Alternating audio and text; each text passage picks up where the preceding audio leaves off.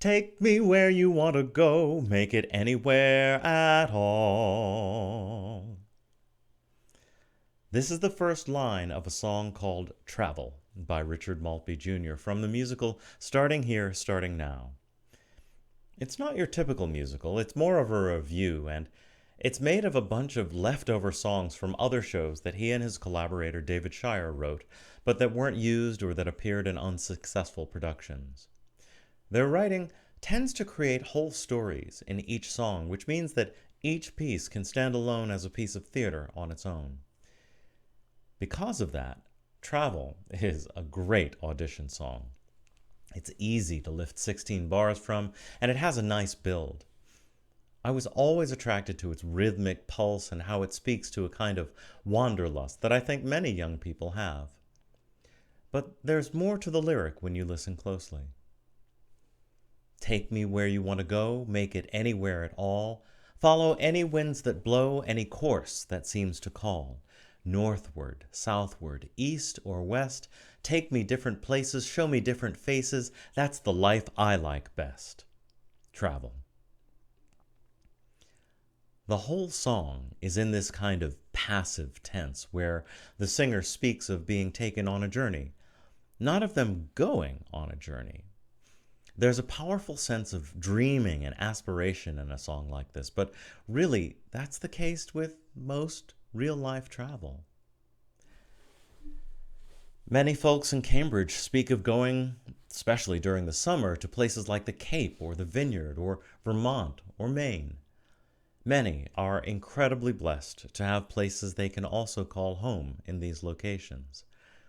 This is part of the American dream, where you not only have the security and comfort of a primary place of residence, but you've worked hard and been able to earn access to another place that isn't about work or effort, but rather maybe exclusively about family or some form of rest and renewal that is as important to you as your primary residence.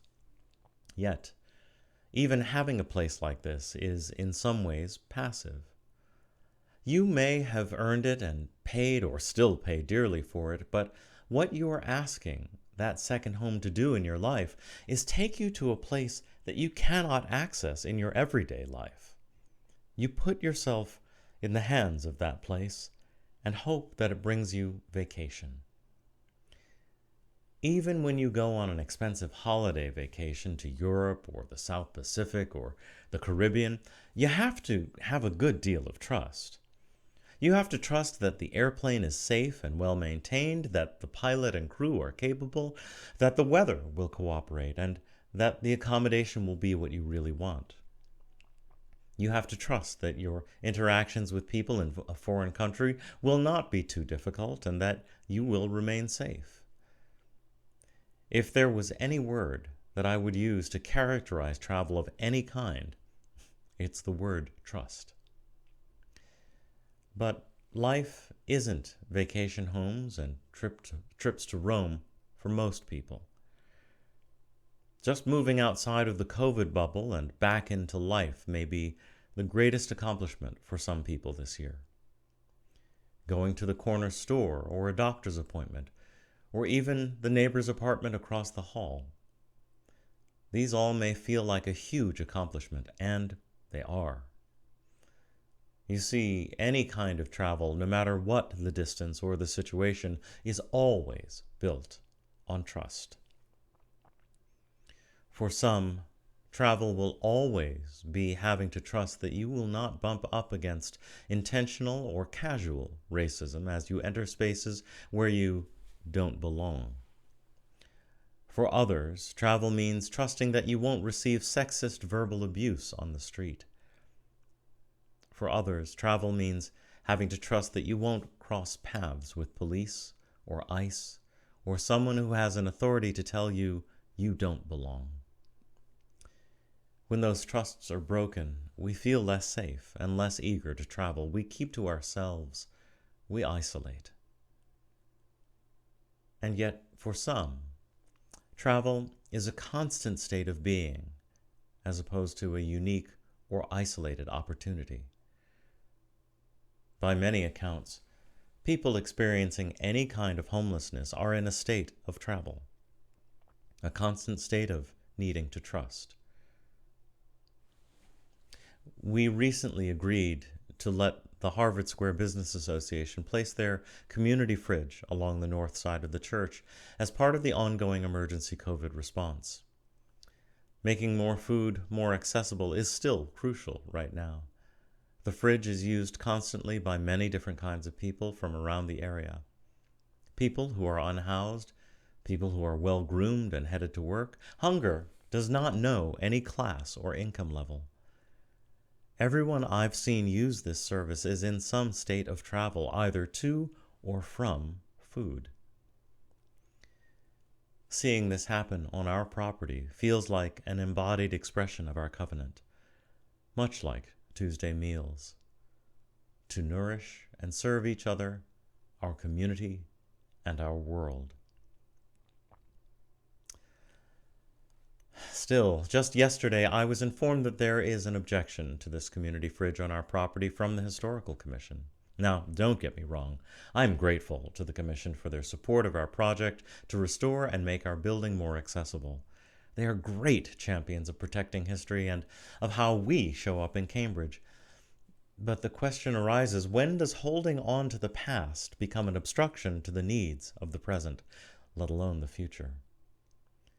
People are hungry. And in cooperation with our community partners, we've been able to be part of a solution.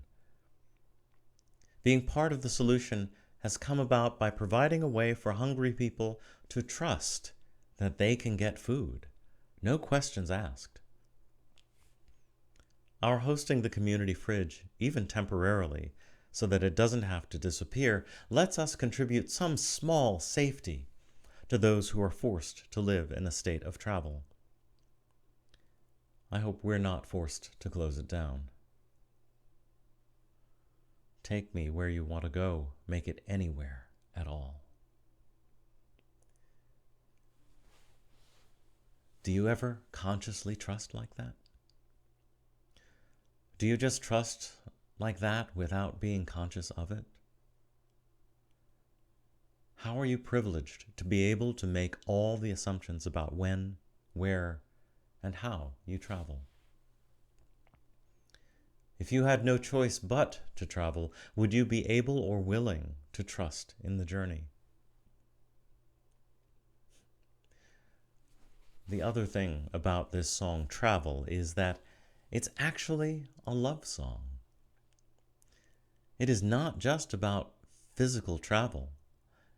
It's about travel in relationships and how we grow into them and give ourselves over to them and trust in them.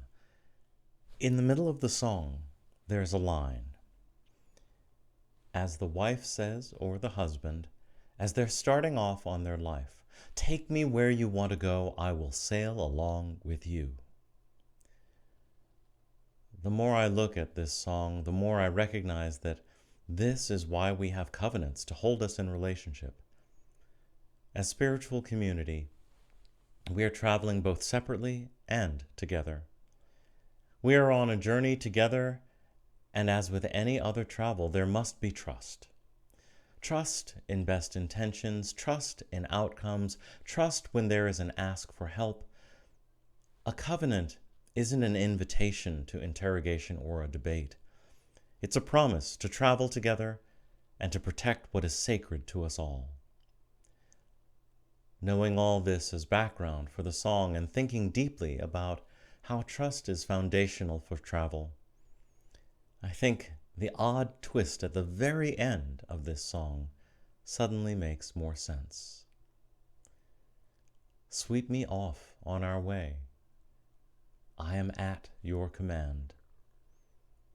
I will always be here. Home. May it be so.